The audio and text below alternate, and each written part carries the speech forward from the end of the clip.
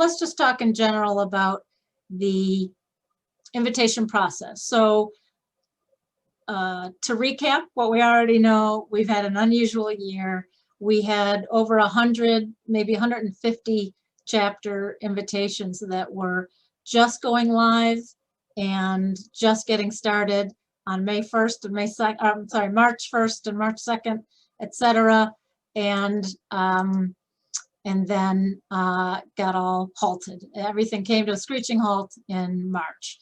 And so what we decided at that very moment was to keep them all open and extend them into the fall. So for many of you, you might be in that category where you would have had a ceremony in March or April or May, and you didn't, so you're having it this fall. And that's great. We were so happy that so many chapters were willing to do that rather than close everything down.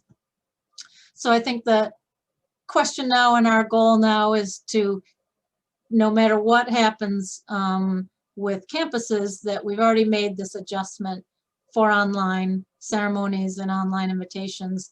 And so we're hoping that things sort of get back to normal in the spring. And that, so for some of you who are just finishing your invitation, or it's just closing, or you just inducted at some point this fall, that we're ready to get back on track and start the spring semester as if it was any other spring in terms of inviting your current eligible freshmen from this semester. So that's our goal. If there's anybody sort of not thinking they would do that, we'd love to chat about that and help manage how you might get back on track. For anyone, if there's anyone here that just never got the invitation out in the spring, that if you normally do a spring invitation, that maybe you're not going to do one in the fall either, and you're just going to invite both two sort of classes from your current sophomores who just started their sophomore year and your current freshmen who are starting their first semester. So summer chapters are doing that. They just skipped this past year, and they're going to add those students to the next invitation, and that's fine too. So if there's any sort of discussion about that or questions about that, I don't know if you want to ask them now. Again, we're just hoping that folks are gearing up for, move my view, for getting sort of back on track. So let's talk a little bit about MHS, since most, if not all of you, use it. And we can turn this into, I'm hoping for more of a discussion here. I can do some how-tos and show you some things. I can screen share and do that. But tell me a little bit about your experiences with MHS. Any thoughts, any suggestions, any changes you'd like to see, any issues you're having? Does anybody have anything around MHS and the invitation?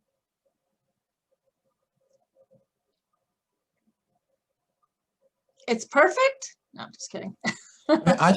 I really have a question, because we don't use it at CMC, but I'm open to it, and I really am trying to get my supervisor to have us use it for this year because of everything. I feel like we might see more students actually join if we were to use MHS. I guess when you're paying both the local fee and the national fee, how do we get the local fee, the local dues? I guess it's my real thing. Yeah, that's a great question. So Alpha Lambda Delta National Office collects all of the fee that the student pays. So let's say that your local fee is $10 and the national fee is $25. The student pays us $35.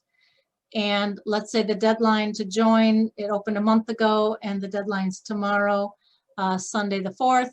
So on Monday the 5th, we take that list and print certificates for all those who joined, and then ship them to you with a check for the local dues we collected. So we collect it all and then send you a check, and you deposit it in a bank account on campus or at a local bank, wherever your account is. Yep.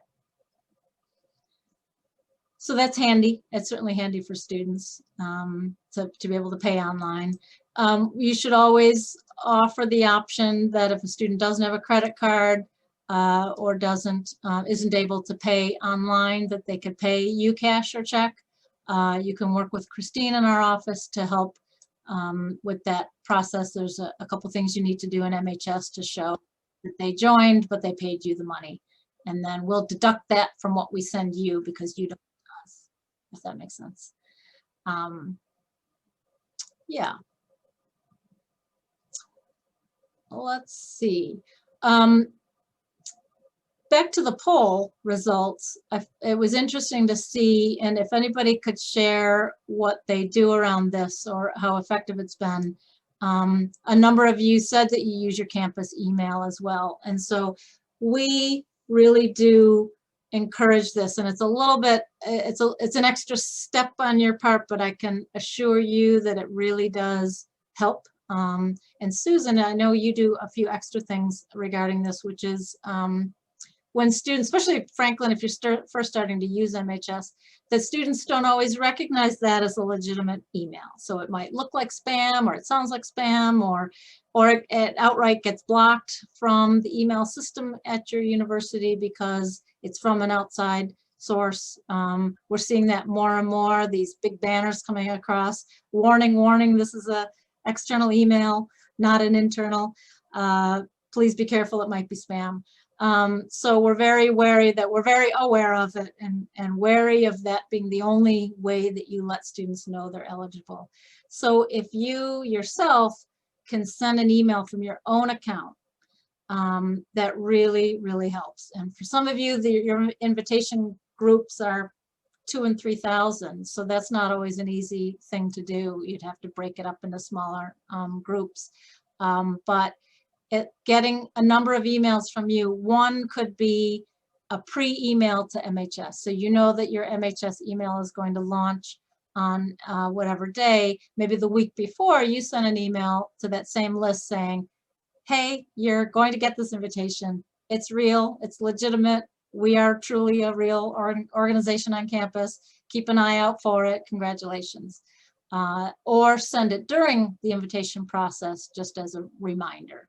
I know you received this invitation. It came from myhonorsociety.com or .org. It is real, it's legitimate, consider joining. So anything that you can send out, or by the way, your chapter officers. So if this is a task, you're rolling your eyes thinking, okay, I don't need one more thing to do. I don't have time for this, or my invitation list is 4,000 names. I'm not going to do this. Your officers, how powerful is it? And does anybody do this? How powerful would it be for an email to come from the students? Would be great. I'm the president of the chapter. This has been a great organization for me. I really encourage you to join. And 3,000 names divided by 10 officers to each get a list. If they're allowed, there might be FERPA issues around allowing that, but just an email address might be okay to share if the students could send. So how many does anybody use? What do you do with your emails? And does anybody use officers to send an email out? Retha. So I actually was one of the ones who indicated that we do everything on that all of the options, and they all work really nice for us. On yesterday, our university president sent an email to every first year student with the message of it's midterms, and he literally, and I'll have to send it to you because it's an awesome letter, but anyway, he said, this is one of the goals you have in mind. And really the whole point of the message was use the resources and let your goal be Alpha Lambda Delta. It was pretty cool. I want to see that letter. That's great. I will send it to you. Yeah, we'll post it if that's okay. Yeah. Absolutely. Yeah, that's a great idea. And Susan, I don't know if you're still here. Don't you do something? You do sort of a letter out to all the academic advisors. I like that idea too. Is Susan here? I'm putting her on the spot and she probably stepped away. I think we have it up on our website. I don't know, Trish, if you can find that letter. I think it's under our resource library, but Purdue University sends a letter, a really nice letter to all the academic advisors on campus, just to say, your students, when you're meeting with your students about classes for next semester or whatever, they might tell you that they got invited to join this, and they might ask, they probably got 3 other invitations, right? From maybe some that aren't quite as reputable or aren't really honor societies, but there's a lot out there preying on our students. And the letter just sort of at least tells all the academic advisors we're real, we're legit, we're an active student organization on campus, because the students are asking when they do get the invitation, they're asking each other, they're asking others, they're asking faculty and staff, I got this email in the mail, is this, or, you know, is this real? Is this something I should join? So it's a nice letter that you could copy. What Hi, else? Elaine. This is Erin Sullivan, University of Missouri St. Louis. I put down as one of the combinations, and that has increased our outcome for inductees. So we do supplement with your MHS initial emails and reminders. So we use that software, which is great. But then I also send out emails to supplement from my personal account, just simple mail merge, a couple different emails that send out to those students, maybe 2 to 3 times throughout that cycle. I allow it over a 2-month time frame for recruitment, just to understand that it is emails that we're sending out. And then within our office, we allocate some funds to also mail out a letter. And that seems to gauge the highest interest, especially with families. So I had a past leader, ALD, said, yes, my father saw this letter and said, you're joining this. And so just considering that also the families or whatever that home base is, that the initial address that they give us, Yep. we send a letter and then we write it with how to sign up. But then inside that letter, we send one of your brochures that you give us and make sure to understand that this is a legit, so they can have that kind of content. So that is usually sent out over more of that. We do it over spring break, so they get it at home. So that helped out a lot. And then we do have our past exact members of presidents and different ones saying, hey, I'm a president, I enjoyed my time. I highly encourage you to go for this involvement opportunity. We are a newer campus, or newer organization, campus, newer Alpha Lambda Delta chapter. So that has helped us the legitimacy of this is real. So Good. Thank you, Erin. That's great. Those are all great points. Thanks for sharing that. And I'm going to piggyback on some because you reminded me that I was going to mention a few more things.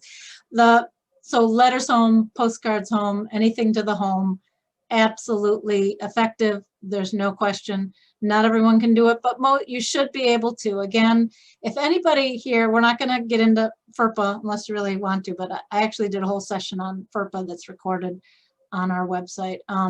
If anybody's ever having anything related to FERPA or issues with your registrar, please reach out to me. I've got lots of resources and ammo to argue that this does not violate FERPA. So back to letters home is our postcard. So we could not make this any easier for you if you would like to send something home, but you don't have the resources, the time, the funds, and all those things.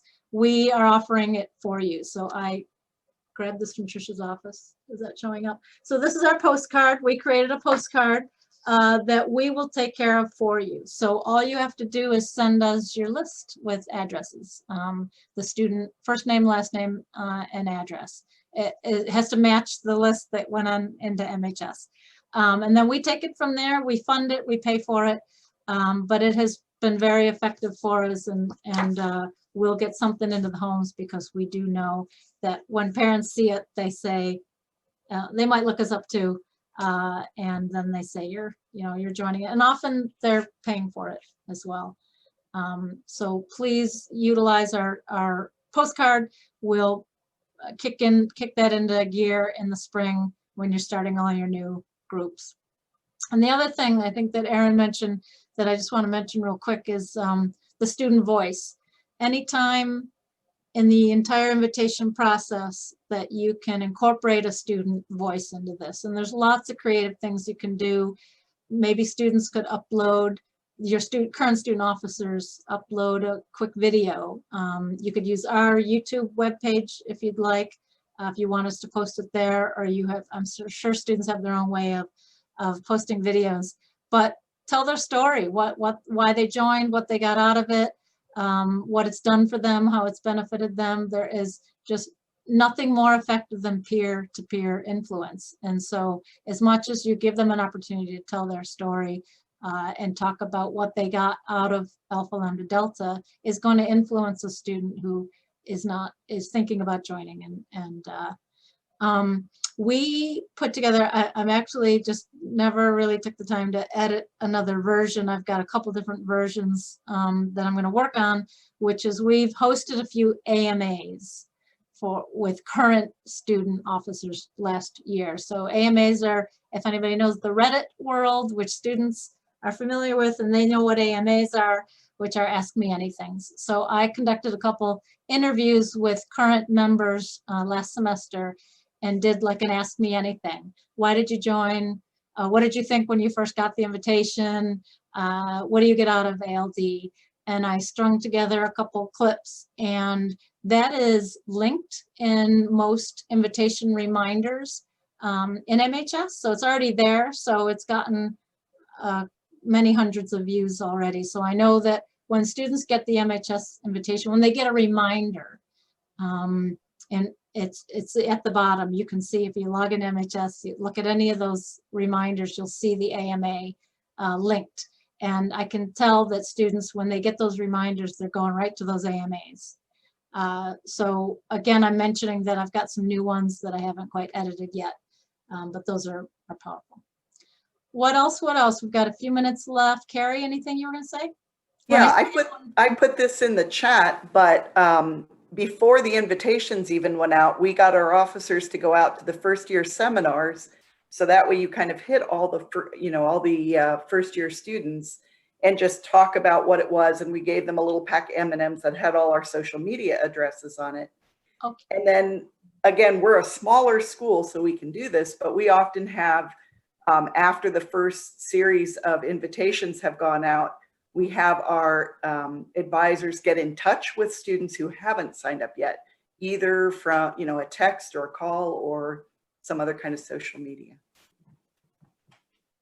And I know Lisa does. Lisa, I don't know if you're here, Lisa Rook, you go in and visit freshman seminar classes, I think. And you get like 5 minutes at every session. I don't know if you still do that.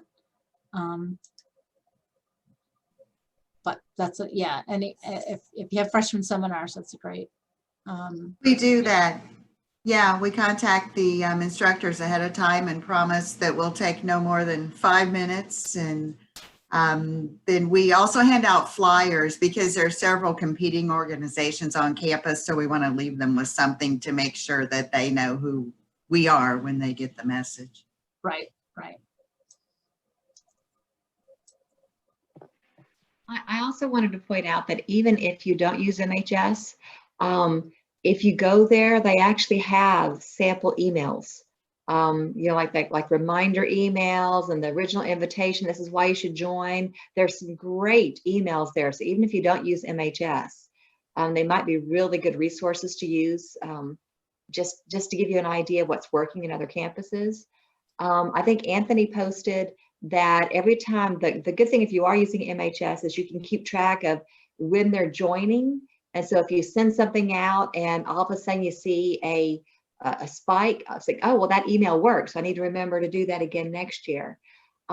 Also, Trish was really good for me because I cannot send emails through MHS because it gets blocked. Our university just blocks it. They just block everything.